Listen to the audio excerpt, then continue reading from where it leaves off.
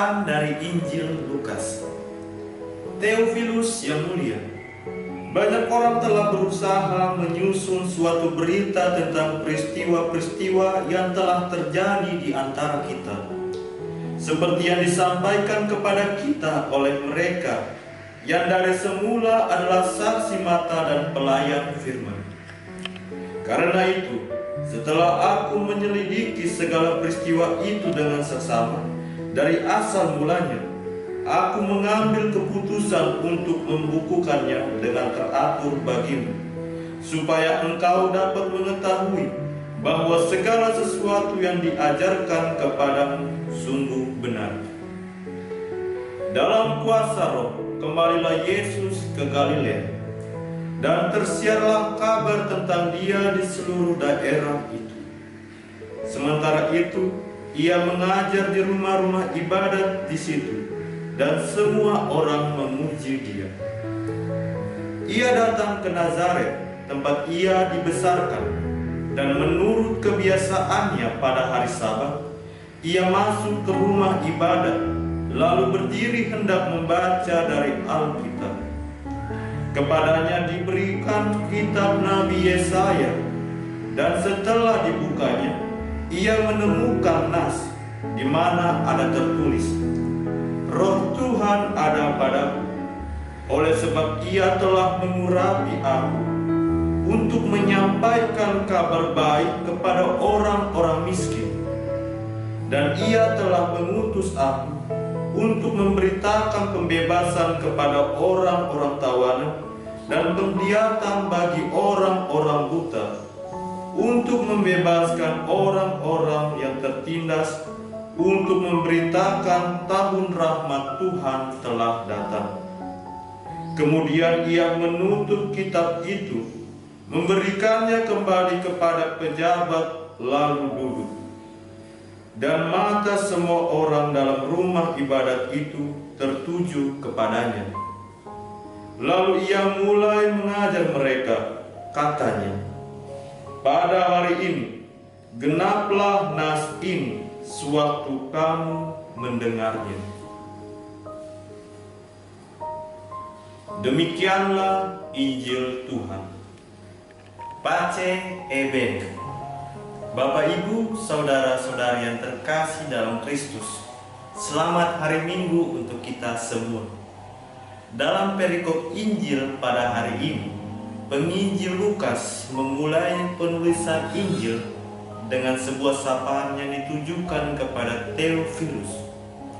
Dengan menyebut Theophilus yang mulia, banyak para ahli berusaha mencari seorang yang bernama Theophilus.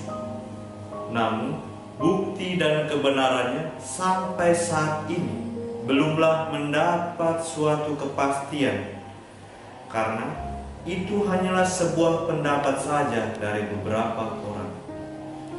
Lalu, yang menjadi sebuah pertanyaan bagi kita ialah, siapakah Theophilus itu? Theophilus diartikan sebagai orang yang mengasihi Allah, atau bisa kita katakan sebagai sahabat Allah.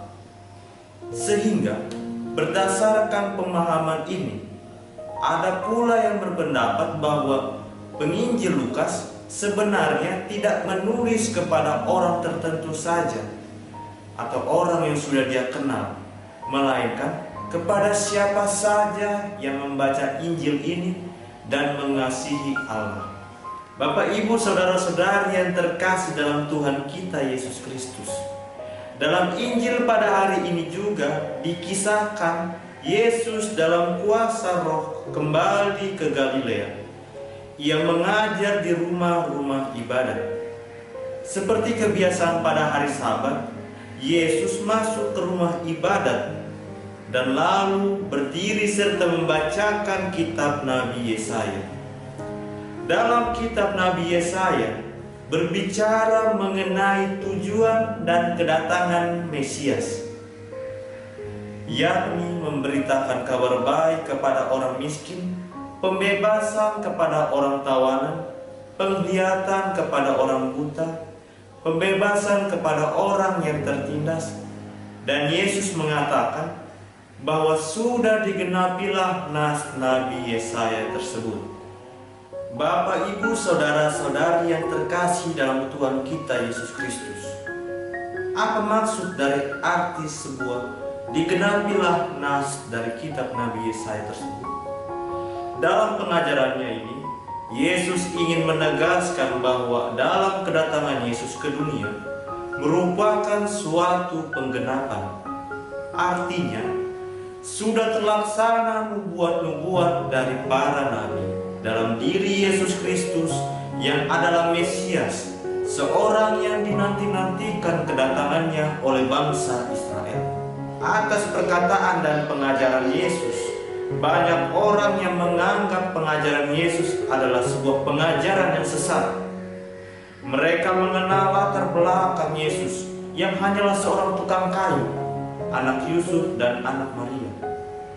Mereka tidak melihat ada tanda-tanda dalam diri Yesus sebagai Mesias, sebab Yesus tidak melakukan sebuah perubahan besar ataupun perlawanan kepada bangsa Romawi yang pada saat itu menjajah bangsa Israel. Bapak, Ibu, saudara-saudari yang terkasih dalam Tuhan kita Yesus Kristus, pesan bacaan suci pada hari ini ialah agar kita mampu memahami dan mengenal Allah serta kehendak-Nya bagi hidup kita. Ada dua sarana yang kita pakai, yakni kitab suci dan doa. Keduanya dapat mengenalkan kita akan Allah dan kehendak-Nya. Dengan membaca kitab suci, kita dapat mengenal Allah dan mampu menyesuaikan diri kita akan kehendak Allah melalui sabdanya yang tertuang dalam kitab suci. Dengan doa, kita dapat menjalin relasi yang kuat dengan Allah, sehingga kita dapat mengenal Allah secara mendalam melalui dialog-dialog kita kepada Allah. Marilah Bapak, Ibu, saudara-saudari yang terkasih dalam Tuhan kita Yesus Kristus, kita kenali Allah secara mendalam dalam kehidupan kita, sehingga kita mengetahui tujuan dan rencana Allah bagi kehidupan kita. Dan kita semakin percaya akan perkataan Yesus bahwa telah digenapi nas Nabi Yesaya dalam diri Yesus Kristus. Amin. Pace e bene.